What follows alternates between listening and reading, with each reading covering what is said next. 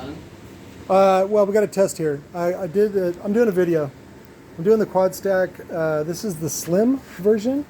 This is, we ended up using the heavy copper 80 millimeter tall coil because we have so much clearance. And then just a simple single red spider from lower to base.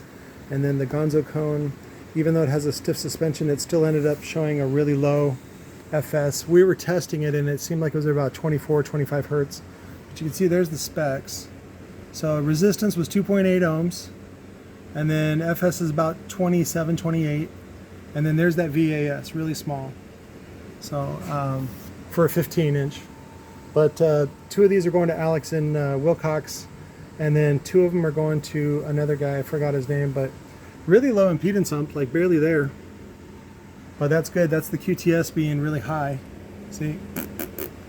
QTS 1.389, so basically 1.4. Is that bad? No, it just means you want to put it in a ported box and it'll be a low frequency monster. So that's all that means. That's all the QTS means. Love you. Bye.